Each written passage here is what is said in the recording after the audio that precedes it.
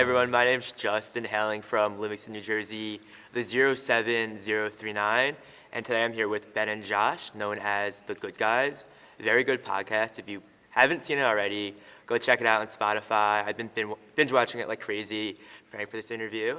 Okay, so I'll dive right into the questions. So, how did you two first meet, and what prompted you to form this super team, kind of like the 2013 Miami Heat? Ooh, wow. Does that make me Chris Bosh? Do you want to be LeBron or D-Wade? You're LeBron. All right. I'm You're LeBron. If I'm LeBron. You're LeBron. It's a pretty good company. Wade. I'm a I'll slasher. be Bosh. All Because right. I've always just wanted to be tall and lean. Yeah.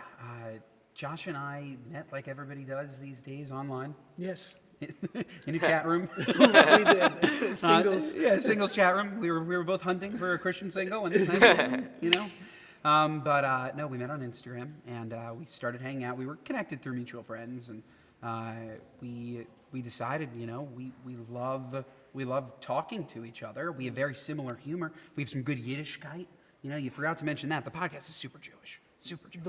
The most. And We talk we're about seasonal allergies. yeah, good Zyrtec. Lactose intolerance. Oh, big Yeah, time. major Jewish Fun ailments. part about lactose intolerance, you can eat your way out of it. You can. People don't know that. I was highly lactose intolerant. A lactate pill before every fettuccine Alfredo. I had enough fettuccine Alfredos that I stopped shitting my pants. Maybe at a kosher.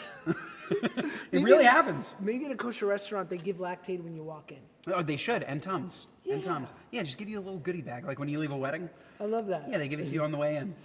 My son is 5 years old and just started taking kids Pepto-Bismol, and I was like, well, welcome to Judaism. Welcome. This is bigger than a bar mitzvah. Welcome. Yeah, no, it's a rite of passage. But I will give credit to Ben's lovely wife, Claudia Oshry, who has a huge podcast. And she kind of told us, she's like, She did. the two of you are very loved guest hosts. Obviously, Ben guest hosts all the time. I was on once. And she kind of gave us a kick in the butt to be like, you're doing this. I don't want to hear about it. And It's a good here's idea how. start. Yeah. As an aspiring podcaster myself, I've said numerous times I'm going to start a podcast. Never matriculated, never really happened. So obviously you were from Drake and Josh before, and you were bored with no job. So you obviously had millions of followers to build your platform already. But what advice would you give to somebody who is trying to start their own podcast from scratch, who maybe didn't start in the biggest kids show of the 21st century or isn't a world-renowned influencer? Start. Like you said that you wanted to start. Why haven't you started? School. But that's not a thing. Academics. No, you can Yeah. you can do An it. academic weapon. I got my studies first. Yeah. You don't have an hour a day. You watch TV. You No, hang out with friends. Hang out with friends, do BBYO stuff. Yeah. No. You have an hour. Even if you It's have an 10 it's an minutes. hour a week. If you have an hour a week, you can start a podcast. Okay, that's 1 good to hour know. a week. If it's a Sunday, if it's a Saturday. Josh and I, for the first year that we were doing it, we were really like putting it around our schedules. And then once it starts to pick up, we're like, oh, this is our schedule. Like this is important. And then you prioritize it. But in the beginning, just do it. And then you'll know by episode 50 if it's something that you really like doing and if people like listening to it. But I think that if you want to start it, you should start it. Totally, I'll take some inspiration then. You should. Yeah. Do it. And treat it like an experiment. Like, be willing to not be great and not self-judge yourself too much in the beginning. Because you might do the first 20 and realize, I don't really want to talk about this. But in this one episode, in number 15, I was really on fire about this subject. Or this is the thing that I really can talk about easily. And it took you just a couple practice episodes to figure out what you want to do. But I think, I think it's smart to kind of try to find a lane that's not being covered in podcasts, or go religious. Religious or sports. You Those should. are the podcasts Yeah. that do well. And find a Tell co some good Yiddish folklores.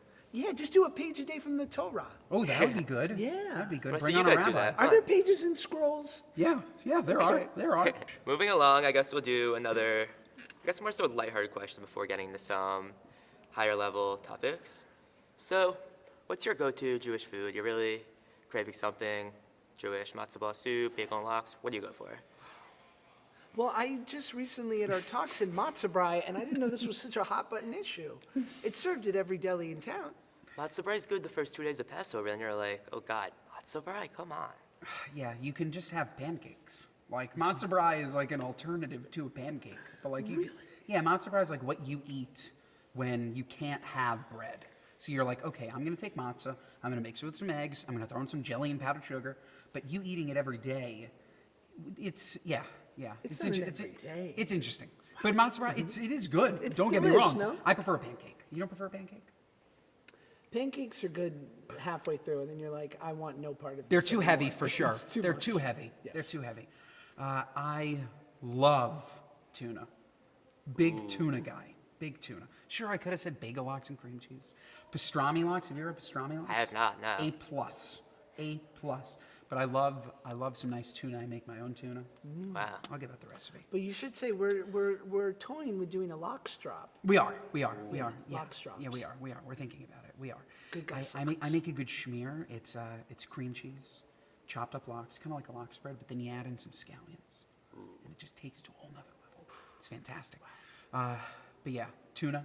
I do a lot of cooking on my Instagram, so if you check out Boy With No Job and look through my recipes, you'll find something good. I like it. You're an incredible chopper. Yeah, thank you. So moving along to more of a higher level topic, if we could be more serious. So obviously this is an election year. I believe there's 70 countries around the world with presidential or premier elections.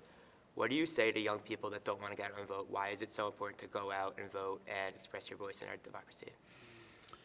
Democracy is it's everything. Like, you voicing your opinions and not being judged for your opinions is everything. And once you start talking, you'll realize that a lot of people agree with you. And I think sometimes people are afraid that however they feel will be greeted, won't be well received. But the same way with starting a podcast, you just got to start. You got to start opening your mouth and you got to start talking.